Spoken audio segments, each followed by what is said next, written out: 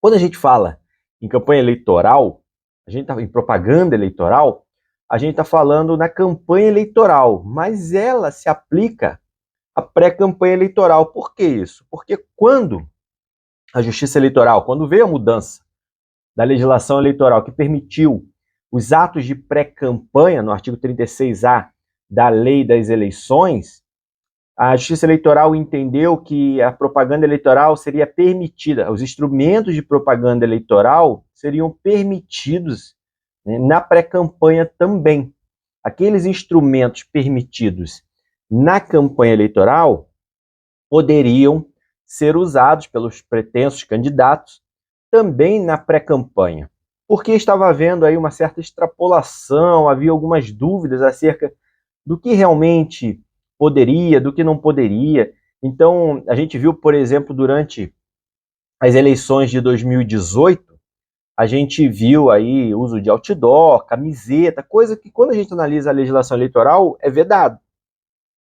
Embora a Justiça Eleitoral fez uma diferenciação entre o que é ato de campanha em si e o que não é ato de campanha em si, que não tem vínculo viés eleitoral. E aí denominou-se de indiferente eleitoral, portanto permitiu que na pré-campanha aqueles outdoor que foram usados em 2018, as camisetas feitas pela população e não pelo pretenso candidato, fosse permitido, porque, óbvio, não foi feito pelo candidato, e muitas vezes nem sequer conhecimento, né, de que isso estava sendo realizado. Daí, indiferente eleitoral. Criou-se, então, uma diferenciação, como eu disse, do que tem o viés eleitoreiro, aí propaganda eleitoral, nesse caso, somente realizado com os instrumentos permitidos na propaganda eleitoral, na campanha eleitoral, e aquilo que não tem o viés eleitoreiro, portanto, indiferente eleitoral. Portanto, nem se insere no âmbito da justiça eleitoral, nem a justiça eleitoral tem interesse em realizar a devida fiscalização. E foi se discutindo, chegamos então a um consenso. Vieram outras eleições, 2020, 2022, isso foi se ajustando. Então nós hoje temos a pré-campanha eleitoral, com seus instrumentos próprios da campanha, e aqueles que não são instrumentos eleitoreiros, e nós temos a campanha eleitoral, que tem um período que se inicia lá em meados de agosto. E aí, quando veio a pré-campanha eleitoral, muito se discutiu o que pode e o que não pode na pré-campanha eleitoral e o que pode na campanha eleitoral, né? Nós sabemos que na campanha eleitoral, depois das restrições trazidas, né, pelas últimas reformas eleitorais, a propaganda eleitoral foi muito restringida, muito restringida. Não pode mais placa em residência, não pode mais plotar veículo, não pode propaganda de rua como, por exemplo, cavalete, banner, essas coisas, nada disso. Resumiu-se, então, a propaganda de rua a mesa para distribuição de material de campanha, santinho, adesivo, santão,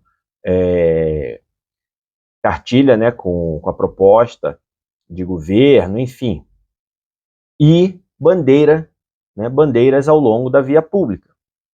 Na rua, o que pode é isso. E, além disso, óbvio, adesivo nos veículos. Que tipo de adesivo?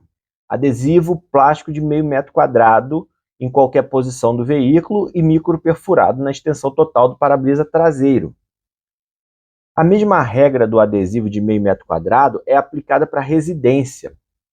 Antes, quando a gente falava em residência, isso é uma restrição assim, até muito assim, bastante grave na propaganda eleitoral, porque a intenção da propaganda eleitoral, se a gente for aprofundar o conceito básico de propaganda eleitoral, é levar o conhecimento do eleitor, não é para beneficiar o candidato ou a candidata, é levar o conhecimento do eleitor quem são os candidatos, para que ele tenha a opção de escolha, para que ele tenha livre opção de escolha dentre aqueles que estão disputando.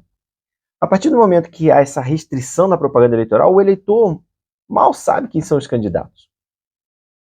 Eu já tive exemplos clássicos de eleitor falar, não faço a menor ideia de quem são os candidatos.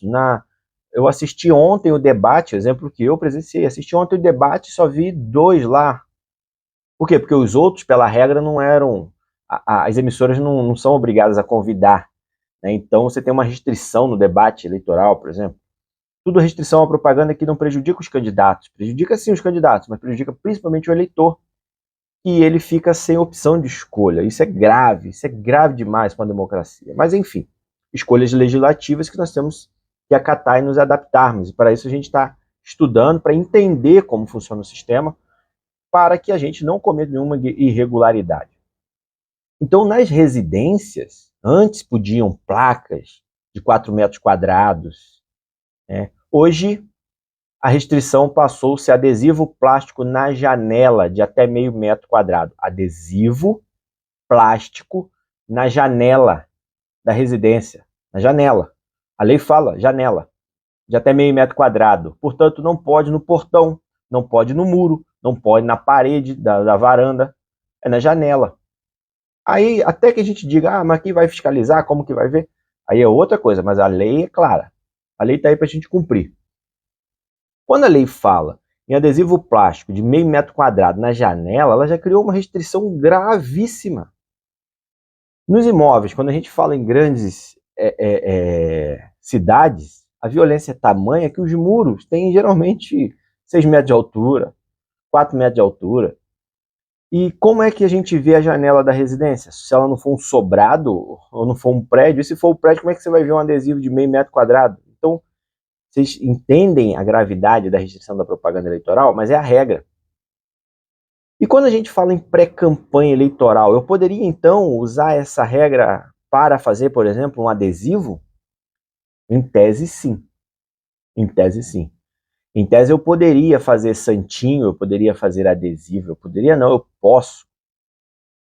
Porque a Justiça Eleitoral, durante um julgamento que teve posterior às eleições de 2018, ela entendeu que na pré-campanha eleitoral é permitido, como eu já disse, todos os instrumentos permitidos durante a campanha, né, somente aqueles permitidos durante a campanha, portanto, adesivo de meio metro quadrado, santinho, até bandeira. Mas destacando o seguinte, desde que realizados com gastos moderados. Então, na pré-campanha, o grande ponto é que os gastos realizados sejam moderados. E aí, o que é moderação na pré-campanha? É gastar o mínimo possível. Dá para fazer uma campanha na pré-campanha? Não dá. Qual é a recomendação? Não inventa a roda. Se for fazer alguma coisa, faz cartão de visita. No máximo, alguns adesivos, né, para que você não incorra num abuso do poder econômico na pré-campanha. Além disso, uma coisa que a lei trouxe de modo muito explícito é que na campanha eleitoral, a principal vedação da campanha eleitoral é a proibição ao pedido explícito, e a lei fala explícito, do voto. Na pré-campanha eleitoral, você não pode, de jeito nenhum, pedir voto.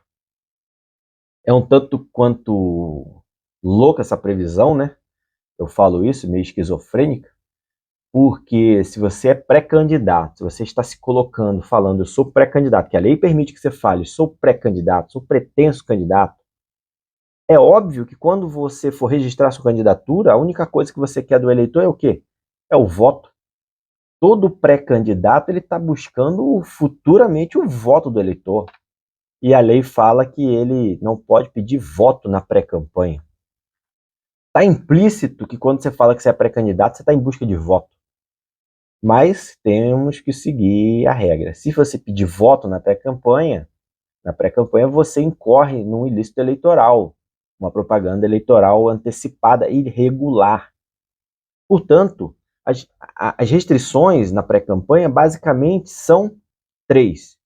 Proibição de uso de instrumentos de propaganda que não sejam permitidos na campanha eleitoral, como o outdoor, por exemplo, o próprio candidato ou partido não pode fazer outdoor. Eu dei o exemplo de 2018, mas não foi o candidato que fez outdoor. Não foi o candidato que fez camiseta. Não foi o candidato que fez boné, porque tudo isso é proibido na campanha eleitoral. gastos moderados, e gastos moderados é o mínimo do mínimo do mínimo, muito pouco recurso. Não é para gastar, você pode gastar 10 mil, um exemplo, um vereador pode gastar 10 mil na campanha eleitoral no seu território, na sua circunscrição, e quer gastar R$ 1.000 por mês na pré-campanha. Vai incorrer no abuso do poder econômico. Ele vai vir num voo muito alto, quando chegar na campanha ele tem que baixar o teto para poder cumprir a regra, ele já aqui, só essa descida ele já caracterizou a irregularidade. Eu tenho que ficar atento. E além disso, o pedido explícito de votos, que não é permitido. Então, muito cuidado com essa questão, né?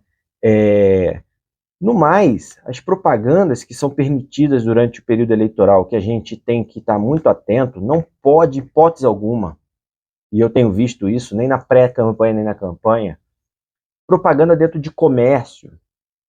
Comércio não é permitido, campanha eleitoral, de jeito nenhum, colar adesivo em comércio. Isso dá irregularidade até para o próprio comércio.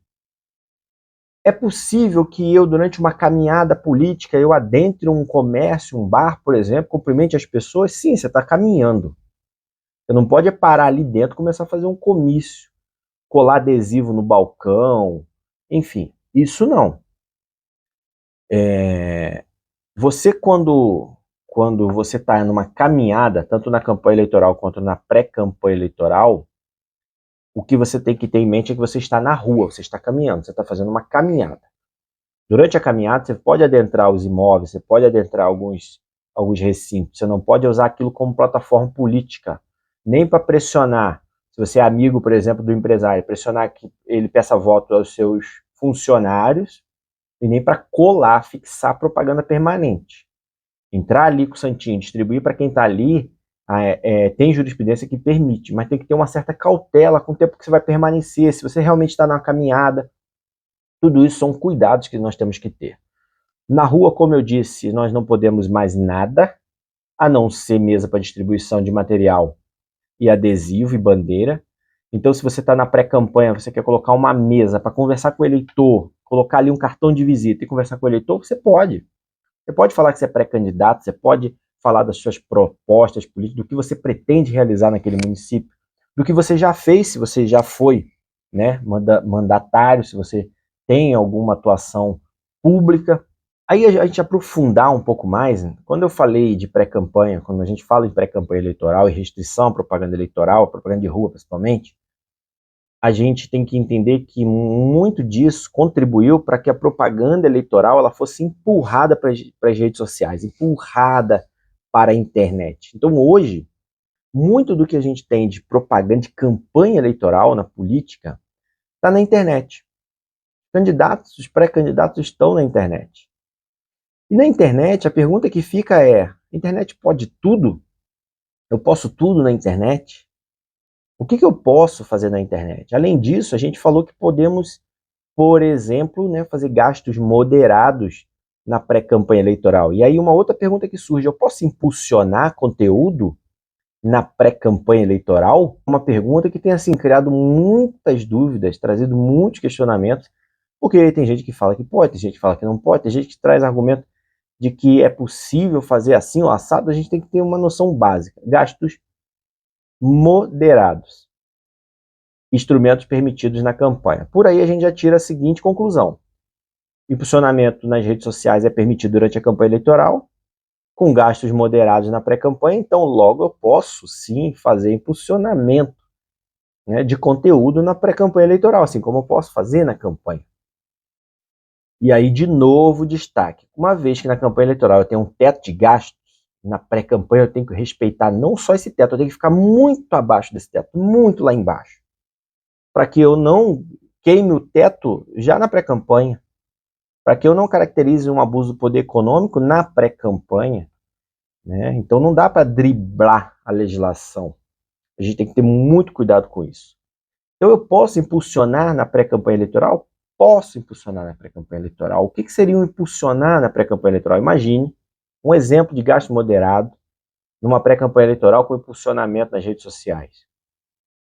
Em primeiro lugar, se a gente levar em consideração que há, como a Justiça Eleitoral já falou, os indiferentes eleitorais, se você criar um conteúdo como essa aula, por exemplo, eu não estou falando em momento nenhum que eu sou pretenso candidato a nada, eu não estou pedindo voto, eu posso impulsionar do jeito que eu quiser, à vontade, gastando quanto eu quiser. Porque isso é um indiferente eleitoral. Eu não estou pedindo voto, eu não tenho conteúdo eleitoreiro. Aqui é uma aula, é um curso. Então, se você é um médico, por exemplo, se você é um professor de história, você quer gravar aula, você está dando aula na internet, você pode gastar quanto você quiser de funcionamento. Aí é você com seu imposto de renda e Receita Federal. A justiça eleitoral não tem nada a ver com isso. Indiferente eleitoral. Você está fazendo promoção pessoal. Ainda que você faça um conteúdo falando bem de você, falando do que você tem de melhor, do que você tem de propostas no âmbito profissional, indiferente eleitoral. Posso gastar quanto eu quiser. E a justiça eleitoral nada tem a ver com isso. Agora, se eu quiser fazer um conteúdo eleitoreiro, falando que eu sou pretenso candidato, as minhas propostas, fazer um impulsionamento na pré-campanha, eu posso. Mas vamos dar um exemplo para que a coisa fique clara do que seria um gasto moderado. Imagine que eu sou candidato numa cidade do interior, em que a minha campanha de vereador, por exemplo, eu posso gastar 20 mil reais. Agora, na pré-campanha, o que seria um gasto moderado? Imagine que eu gaste 200 reais com impulsionamento no período da pré-campanha todo.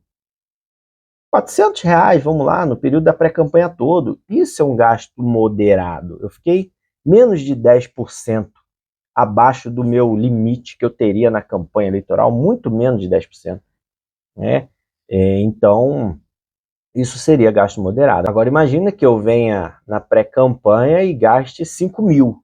Se durante toda a campanha eu posso gastar 20. Aí eu já estaria extrapolando esses limites, porque eu estourei, né, em 25% do meu limite da campanha eleitoral. Eu caracterizaria aí facilmente um abuso, uma irregularidade. Então, cuidado com isso. Mas é possível sim impulsionar nas redes sociais, tendo muita cautela na questão da despesa que será realizada, principalmente na internet, porque o Facebook, quando a gente fala em internet, está falando basicamente Facebook, Instagram, o Facebook ele emite nota fiscal, não tem para onde você correr, você vai ter que fazer essa nota fiscal no seu CPF, vai sair registrado. Durante a campanha muda um pouco, você vai abrir o CNPJ da campanha, vai fazer o registro com base no CNPJ da campanha e continua emitindo, ele continua emitindo relatórios de quanto você gastou.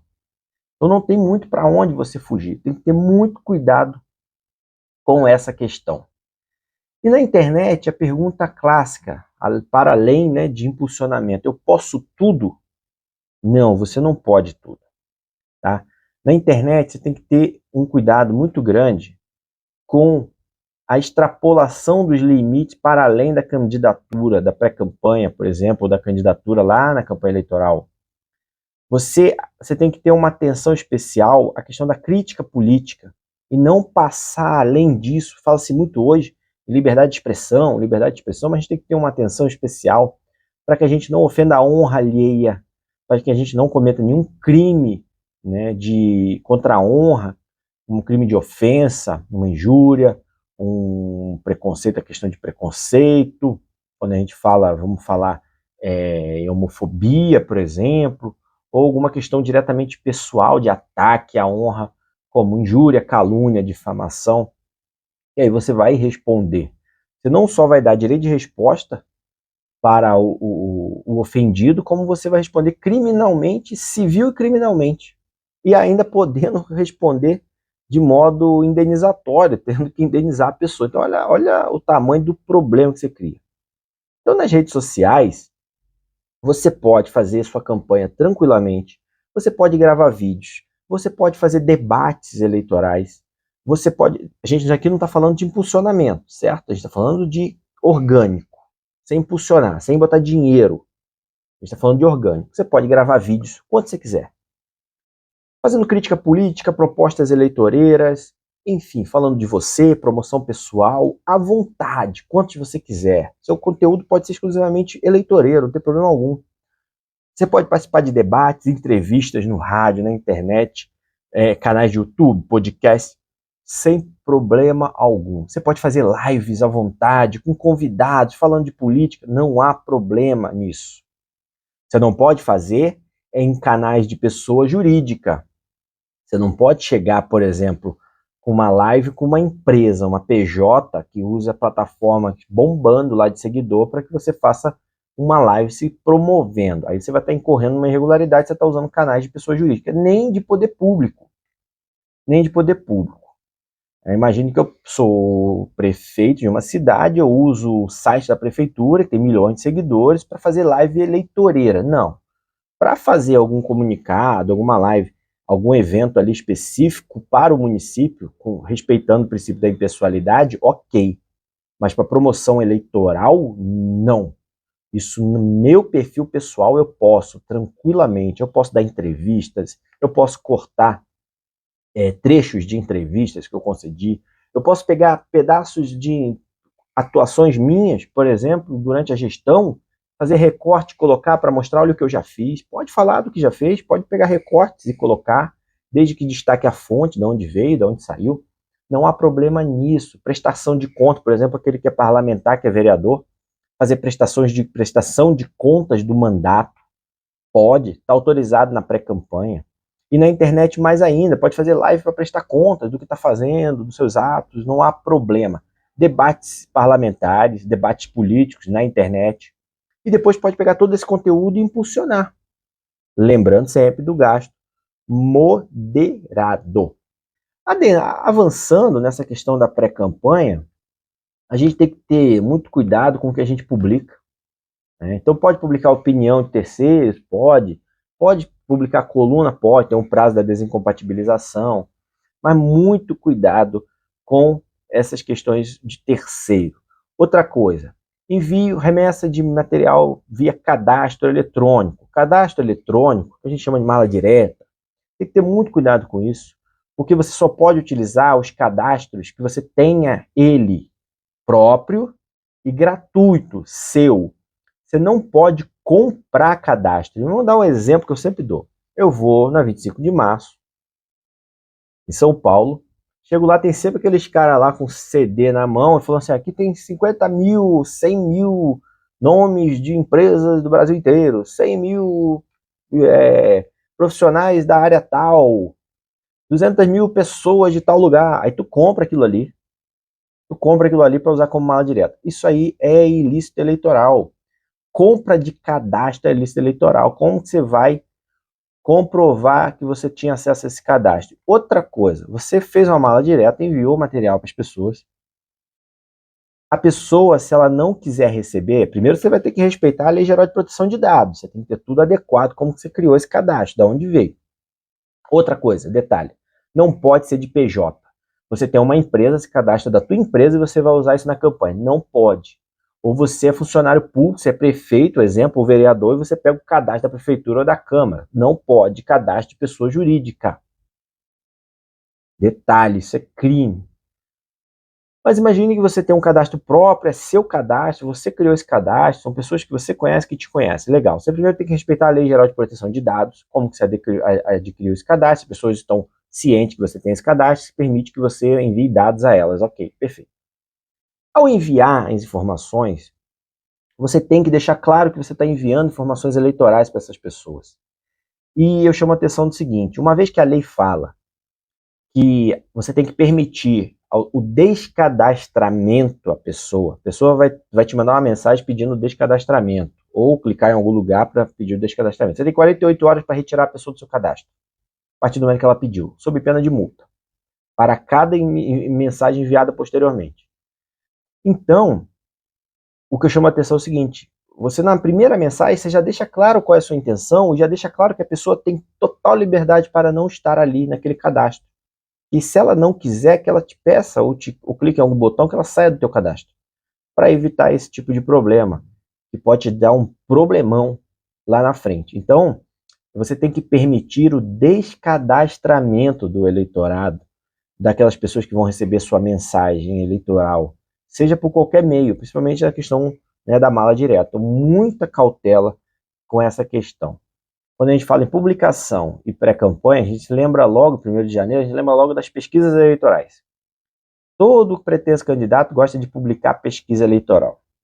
Uma coisa que eu chamo muita atenção, primeiro detalhe, pesquisa eleitoral você pode fazer à vontade, para ter o controle, para saber do seu posicionamento, para você tomar algumas atitudes políticas durante a campanha eleitoral, algumas estratégias. Ok. Agora, pesquisa eleitoral para divulgação, você tem que ter em mente que, para divulgar uma pesquisa eleitoral, a partir de 1º de janeiro do ano eleitoral, você precisa registrar ela na Justiça Eleitoral com 5 dias de antecedência. Você faz o registro. Por isso que toda pesquisa eleitoral, sei lá, registrado sob o número tal. Aquela pesquisa está registrada, para que permita que a gente adentre ao sistema da Justiça Eleitoral, verifique se aquela pesquisa é verdadeira e quais foram os parâmetros para a realização daquela pesquisa eleitoral. Portanto, se você dá publicidade a uma pesquisa não registrada a partir de 1º de janeiro, a multa já gira em torno de R$50 mil. É mais de R$50 mil a multa por publicação. Então, muito cuidado, porque muita gente pega uma pesquisa eleitoral, joga na internet. Então, tenha isso em mente. Eu posso sim fazer pesquisa sem registro? Posso. Para quê? Para meu controle. Não posso divulgar. Não posso dar publicidade a ela. Agora, eu quero divulgar, eu quero dar publicidade. Posso? Pode. Como que eu faço? Registro ela na Justiça Eleitoral com 5 dias de antecedência. Vai ter um número e eu vou apresentar aquele número em todas as publicações. Posso, inclusive, mandar para o jornal divulgar. Posso dar ênfase na internet a partir de 1º de janeiro. Até lá, posso divulgar? Pode divulgar, pode fazer da forma que quiser. A imprensa geralmente faz, não precisa de registro. O registro é exigido a partir de 1º de janeiro do ano eleitoral. Nós temos inúmeras condutas, né, que a gente fala em condutas vedadas no âmbito eleitoral, e eu gosto de tratar especificamente de uma que é a mais importante de todas. Eu não vou falar de todas as condutas vedadas, mas eu gosto de... Eu estou trabalhando basicamente com as dúvidas que me chegam. Então, uma que me chama muita atenção, está lá no artigo 73 da Lei das Eleições, lá nos incisos do artigo 73.